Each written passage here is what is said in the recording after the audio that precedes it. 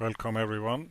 This is a short presentation on biophysical research conducted in the School of Physics in Trinity College. My name is Martin Hegner. The talk will be about a project which we recently concluded on testing on candidate malaria vaccines.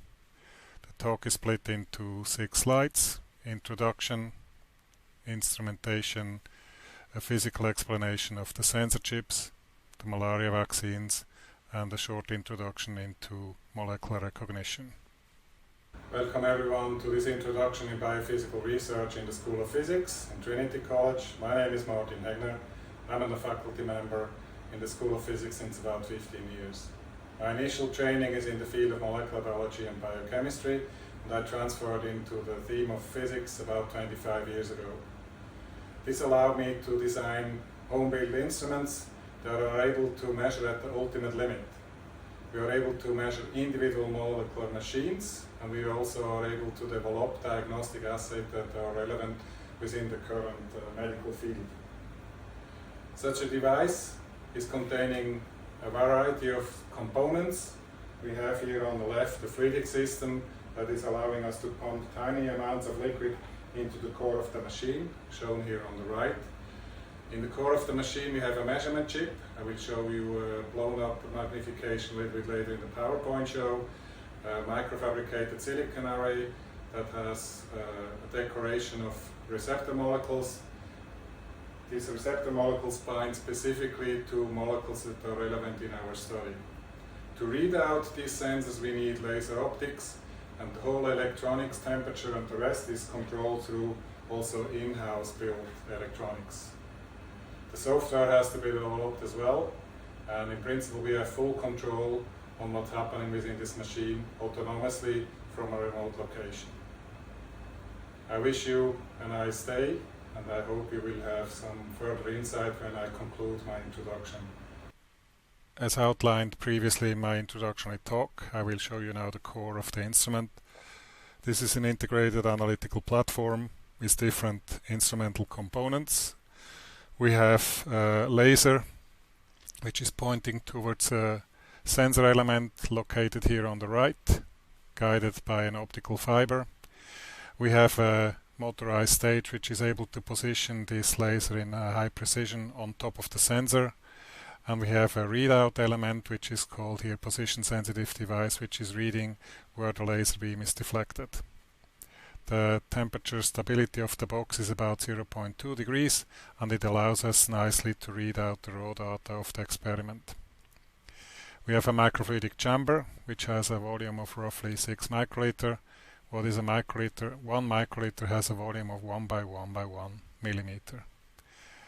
We have also micro-injection valves which have an injection possibility of much smaller volumes of 50 nanoliters, which is about 20 times smaller than 1 microliter. When we look now at the microfluidic chamber, we have a sensor assay. We have to implement the sensor into the chamber, which is shown here on the small video. We place the sensor chip into the chamber, carefully clamp the sensor, and close the sensor off with a window, allowing us to seal the sensor chamber for subsequent injection of liquids. Once the sensors are implemented, we are ready to go with our measurement. We are now discussing the physics of the silicon sensors in a liquid environment. We can represent the sensors which we use in our device with a spring-like object which is oscillating with a simple harmonic oscillation. The springs we are using are incredibly soft. The spring constants of our elements are 0.02 Newton per meter. So you could have a spring element and load it with 2 grams, and the spring would extend by 1 meter. The springs we are using are not objects like shown on the left, but we have here this kind of cantilever structure. It's oscillating up and down, and the oscillation amplitude in our sensor is only a few nanometers. We have to keep these dimensions in mind also when we bind molecules to the surface. The dimension of the sensors are roughly 500 micron long, 100 microns wide, and a thickness of about 1 micron. How does this correlate to our daily observation? I show here a picture from human hair, which has a cross-sectional diameter of roughly 50 to 60 microns. So in order to achieve the thickness of the bar, which we use as our spring, you would have to slice the hair into 50 to 60 slices of equivalent thickness. And this is the thinness of these sensors which we are using. When we are now attaching weight to our sensor, we load molecules on top of the sensor surface. And we see now that the sensor shown on the right is oscillating with a slower frequency. To keep in mind, the molecular scale is even smaller than what we have on the sensor dimensions. The molecules which we bind have a dimension of about 3 to 10 nanometers in diameter, so we could place about 20 to 50,000 of these elements in the width of the sensor. So when we measure the masses, we load many molecules in parallel at the same time. The sensor oscillation frequency is directly correlated to the added mass. Let's now see how we read out these sensors. We have this chip, which is having more than one sensor integrated in parallel. This is a tiny little mirror. We have a position-sensitive device which is able to read out the motion of the sensor. Let's first inject some molecules. We are injecting molecules which bind specifically to the sensor surface. Some of the molecules bind to a certain sensor, and we see now that molecules which bound to the sensor are giving changes in the resonance frequency which we read out during the oscillation reading. Now I'll present you the current research topic discussed today. It's about malaria vaccines. In a global consortium which is focusing on malaria vaccines, we were trying to develop an assay that is investigating the humoral immune response. Malaria is a life-threatening epidemic on a global scale with more than 200 million of cases worldwide in an annual basis, and more than 400,000 are dying of this disease. So it's important also here that we are developing vaccines. But as you can imagine, this disease is ongoing since decades, and we have these numbers on an annual basis. It's incredibly difficult to develop vaccines, but there are promising new candidates. We see here what we do in our experiment. We have here a cantilever with the sensor in the front, it's oscillating up and down. We have molecules which are decorating these different sensors. We see here 3 types of molecules. We have the molecules which are in the first phase of the malaria infection. We have molecules which are responsible in the second phase of the malaria disease. And then we have control elements which are also allowing us to precisely read out the specific response. On the first sensor, we are decorating the sensor with molecules injected by the mosquito into the humans during its blood meal, and they are called sporocytes. A fraction of those sporocytes are used as vaccines to prevent subsequent infection into humans. In principle, vaccines are teaching the human body to mount an immune response, and this is including the production of antibodies, and this should fight the infection in humans. When we now have antibodies created by the immune system, they are shown here as these tripod structures. We have plenty of antibodies in our bloodstream. When we create a vaccine, we try to raise specific antibodies against these specific molecules. So when we are now running an experiment, we oscillate the sensors and we are injecting the serum samples from the volunteers in our clinical trials. Before we inject, we calibrate the system. We have zero mass. As soon as the molecules arrive specifically on our sensor surface, we see a change in mass over time. So the mass is increasing, and on our control elements, the mass is staying constant. How can we functionalize a sensor that has the width of a hair and the thickness of a 70th of the hair? And this is shown here in this small video on the side. We are using a device called inkjet spotting machine. This allows us to control with high precision the biological functionalization of these sensors without having to touching them.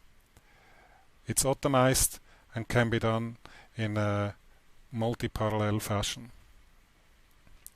When we have these biological interactions, we need to talk also about molecular recognition. Molecular recognition is occurring in the body every second of our daily life. Multitude of molecules are interacting, and when a specific reaction occurs, maybe a biological event is triggered. We have many molecules that go through the bloodstream. They are not binding specifically. They are floating through space. Maybe they interact, but they are able to become loose again and to dispatch. When we have now a weak interaction, we might have molecules which are specifically recognizing the surface elements on our sensor. This is shown here on the left side of the picture.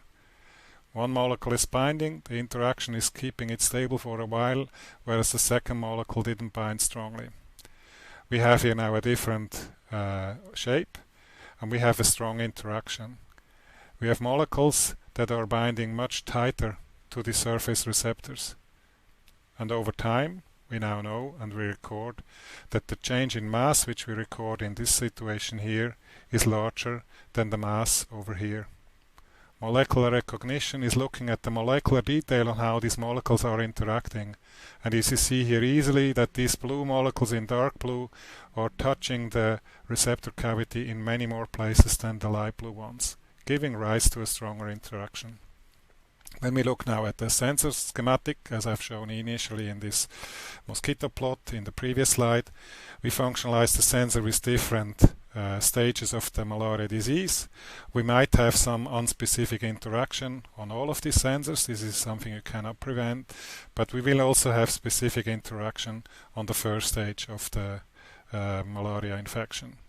When we track the frequency of the sensor, we see that the frequency is changing due to unspecific interactions also on the second sensor, but there is a larger frequency shift on the first sensor, which is indicating that the vaccine was having an effect positive for the volunteer. When we now look at the differential analysis, we subtract the red signal minus the green signal, and subsequently we are plotting this as a mass versus time signal. And we see here that when we inject molecules, we see a quantitative uptake of molecules on the sensor which is depicting the malaria vaccine response. Antibodies are small proteins, and they are made by the immune system to stick to the surface of the parasites or the viruses, rendering them ineffectively over time. We conclude the talk about the malaria vaccine. I show here on the right a plot of this recent publication. We see that we were able to detect the different phases of the malaria infection. One of them is the injection of the sporocyte into the human, and we see that the antibodies are raised against this first phase, versus when we go into the green plot, we see that this volunteer had already had a malaria infection previously, and he had many more antibodies against the second stage of the disease. So we show now that we have a new assay that it's able to quantitatively analyze the human immune response. This is done directly in a one-step reaction. We functionalize the sensors, we inject them into our liquid chamber, we equilibrate them, we inject our serum samples, and we see after 20 to 30 minutes directly a clear signal. And this is time correlated. We can see really what's happening with the signal during the timeline. We can detect simultaneously multiple analytes, and we do then a differential analysis, so we can also differentiate different signatures on the molecules at the same time in the same assay. The assay will improve future biomarker detection. We also did studies on blood coagulation, and also blood coagulation is a signature which is changing whether you are infected with a virus. So in the current COVID-19 pandemic, it became clear that it might be a beneficial tool to allow discrimination of different epitopes. It could be a virus which is causing your common cold, it could be a COVID-19, or it could be one of the new mutants. If we do this differential analysis, we can discriminate these three cases against each other. To conclude the talk, I would like to thank my collaborators for the work I was able to present today. The collaborators that are affiliated with the Trinity College are indicated in yellow, and we have a global collaboration with researchers in Tanzania, in Switzerland, and in the US. The publication can be downloaded on my own webpage, and I will also post these slides with additional comments online. Feel free to download. So the research I've shown is biophysics, conducted in the School of Physics at Trinity College. I'd like to thank you for your attention and your interest. If you are interested in biophysical research, you get into touch of part of these topics in your senior freshman years, junior sophistry years, or senior sophistry years in the last year project. I would like to thank you for your attention and wish you a nice day.